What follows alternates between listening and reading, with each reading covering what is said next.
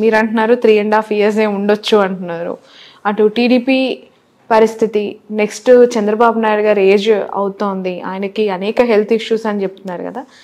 Who will be the next leader for TDP అంటే ఏం చెప్తారు? As well YCP. సమీప భవిష్యత్తులో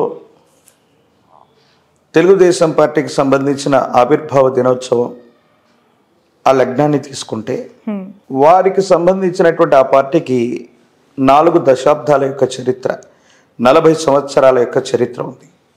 నేను ఇప్పుడు చెప్తున్నాను, అప్పుడు చెప్తున్నాను, రాబోయేటువంటి 3-4 సంవత్సరాల్లో తెలుగుదేశం పార్టీకి సంబంధించిన జెండా లేదా అజెండాలో సమూలమైనటువంటి మార్పులు ఏవైనా ఖచ్చితంగా జరగబోతున్నాయి.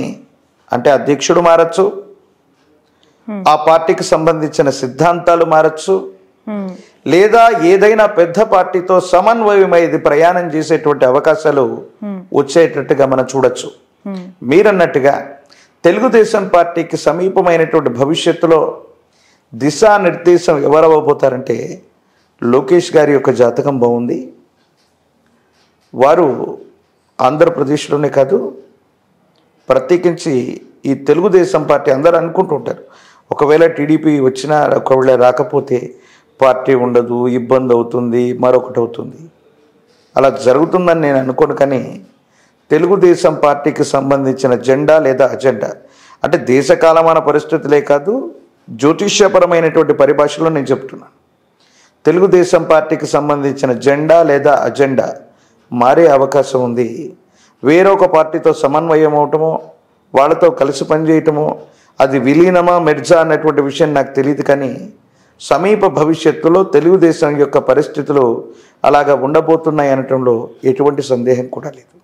కమింగ్ టు వైసీపీ, పార్టీ ఉండదా, ఆ జెండా అజెండా ఉండదా? ఖచ్చితంగా సమీపమైనటువంటి భవిష్యత్తులో ఆ కుటుంబానికి సంబంధించిన ఒకరు లేదా అంతకంటే ఎక్కువ మంది వ్యక్తులు అధ్యక్ష లేదా ముఖ్యమంత్రి స్థానానికి దగ్గరగా ఉంటారు.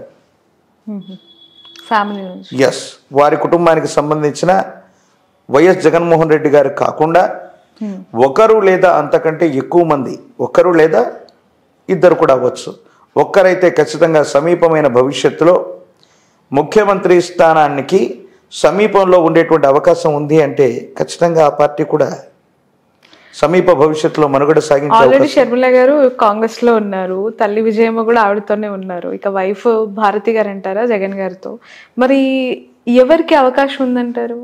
వారి కుటుంబంలో వైఎస్ జగన్ గారికి 2 అమ్మాయిలే. వైఎస్ జగన్మోహన్ రెడ్డి గారికి హర్ష, వర్ష 2 అమ్మాయిలే అనుకుంటాను, నాకు తెలిసి అబ్బాయి లేరు. అవును, అబ్బాయి లేరు. జగన్మోహన్ రెడ్డి గారు వారు ఉన్నంత వరకు నాకు తెలిసి ఆ ముఖ్యమంత్రి ఆ స్థాయిలో వారు ఉంటారు. ఒకవేళ ఏదైనా అంటే వారి జాతకంలో ఏదైనా అంటే ఒక ఇంపాక్ట్ ఉంది, చట్టపరమైన న్యాయపరమైన అంశాల్లో కొన్ని ఇబ్బందులు ఎదుర్కొనేటువంటి పరిస్థితి, అంటే అవి తీవ్రంగా పరిగణిస్తాయని నేను చెప్పను. కానీ అట్లాంటి సందర్భం ఒకటి సమీప భవిష్యత్తులో ఉండబోతుంది.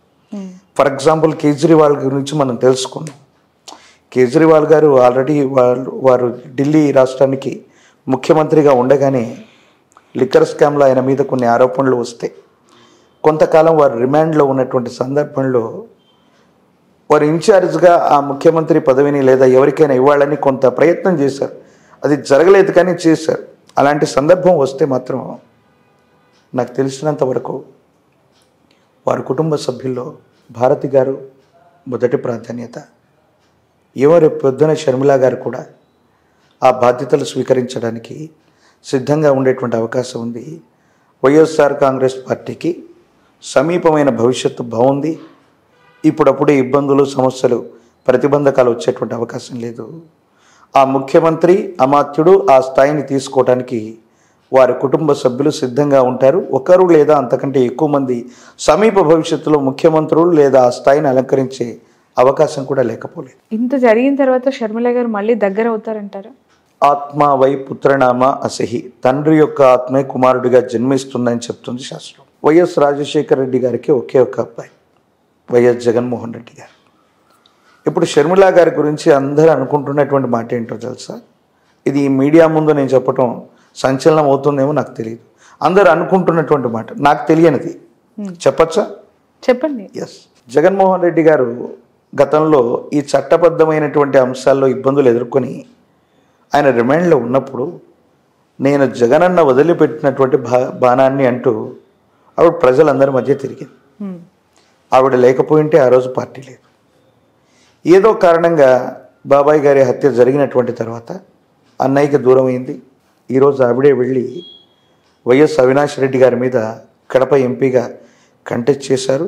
అందరూ అనుకుంటున్నటువంటిది ఏంటంటే వైఎస్ షర్మిల గారు కనుక సునీత గారితో లేకపోయి ఉంటే సునీత గారు తెలుగుదేశాన్ని ప్రత్యక్షంగా ఏమైనా సపోర్ట్ చేసి ఉండేవాళ్ళేమో. ఓకే. ఆ సందర్భంలో జగన్మోహన్ రెడ్డి గారికి విపరీతమైనటువంటి ఇబ్బంది ఎదుర్కొనేటువంటి పరిస్థితి. షర్మిల గారు ఏ ప్రణాళికతో అక్కడికి వెళ్ళారో సునీత గారిని తెలుగుదేశం పక్షం వైపు కాకుండా కాంగ్రెస్ వైపుగా మళ్లించారు. దేశ పరిస్థితులను బట్టి ఈరోజు బీజేపీ అందరూ అనుకుంటున్నారు చాలా సులభంగా హ్యూజ్ మెజార్టీతో 400 సీట్లు 500 సీట్లు, కానీ రేపు పొద్దున జరగకపోవచ్చు. సమీప భవిష్యత్తులో ఈరోజు బీజేపీ అధికారంలో ఉన్నా లేకపోయినా కాంగ్రెస్ పార్టీ మళ్ళీ ఈ భారతదేశ చరిత్రలో అతి సమీప భవిష్యత్తులో ప్రధానమంత్రిగా కొలువుదీరే అవకాశం. ఉత్తరాన ఉన్నట్టి వంశంబు దేశాన్ని పెక్కేండ్లు పరిపాలించేను, ఇది బ్రహ్మం గారి యొక్క కాలజ్ఞానంలోని వాక్యం.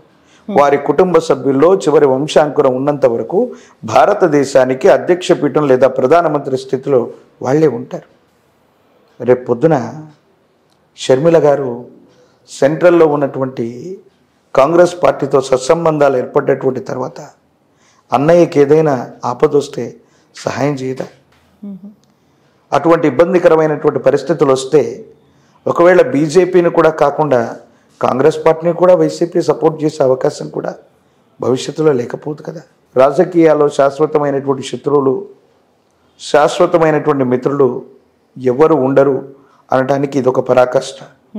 ఇలాంటి సంఘటనే అంబానీ గారి విషయంలో వైఎస్ రాజశేఖర రెడ్డి గారు ఉన్నప్పుడు ఒక గ్యాస్ ఇండస్ట్రీకి సంబంధించి గ్యాస్ లైన్కి సంబంధించినటువంటి ఒక విషయంలో వాళ్ళిద్దరి మధ్య తీవ్రమైనటువంటి వాగ్వాదం జరిగిందనో తేడాలు వచ్చాయని మనం చెప్పుకున్నాం. మరి వైఎస్ జగన్మోహన్ రెడ్డి గారు ఇదే ఆంధ్రప్రదేశ్ నుంచి వారికి సంబంధించిన అత్యంత సన్నిహితుడైనటువంటి వ్యక్తిని రాజ్యసభకు పంపించిన దాఖలాలు కూడా మనం చూస్తున్నాం. కాబట్టి శత్రువులుగా భావించేటువంటి వ్యక్తులు బయట వాళ్ళ మధ్య ఈ విధమైన కోఆర్డినేషన్ ఉన్నప్పుడు సొంత కుటుంబంలో అన్నా చెల్లెలుగా ఉన్నటువంటి వీళ్ళిద్దరి మధ్య కూడా సమీప భవిష్యత్తులో మళ్ళీ మైత్రి కుదరచ్చు, మళ్ళీ కలిసి ప్రయాణం చేయొచ్చు. ఇప్పుడు కూడా దాన్ని ఏమంటారంటే రాజకీయ ప్రత్యర్థులు మాట్లాడుతున్న మాట, షర్మిల గారు జగన్మోహన్ రెడ్డి గారు ఒకరికొకరు సహకరించుకుంటున్నారేమో అనుకునేటువంటి వాళ్ళు కూడా ఈ కూటమిలో లేకపోలేదు. సో సునీత గారు బయటకు వచ్చి జగన్మోహన్ రెడ్డి గారి మీద వారి మీద నిజంగా ఒక ఆడబిడ్డ, మన ఇంటికి సంబంధించిన ఆడబిడ్డ కన్నీళ్లు కార్చటం, జనాల మధ్యలోకి వెళ్ళి న్యాయం చేయమని అడగటం, ఇవన్నీ కూడా కొంచెం ఆయన విజయాన్ని ఖచ్చితంగా కాంప్లికేటెడ్ చేస్తాయి. సులభంగా గెలవవలసిన పరిస్థితి నుండి గెలుస్తామో లేదో అన్నటువంటి పరిస్థితికి రావడానికి there is a main factor వారి యొక్క సహోదరులే కారణం. అది సునీత గారు అవ్వచ్చు. వైఎస్ షర్మిల గారు గనక అడ్డుపడకపోతే, సునీత గారు గనక పొరపాటున తెలుగుదేశం పార్టీ నుంచి పులివెందల నుంచి ఎమ్మెల్యేగా కంటెస్ట్ చేసి ఉంటే పరిస్థితులు మరో విధంగా ఉండేవి. చాలా ఇబ్బందికరమైనటువంటి పరిస్థితుల్లోకి వెళ్ళిపోయేవి. కానీ దేశకాలమైన పరిస్థితులే కాదు, జ్యోతిష్య శాస్త్ర ప్రకారంగా ఎవరి జాతకంలో ఉన్న గ్రహగతులు మనల్ని అట్లా నడిపిస్తూ ఉంటాయి, అంతే.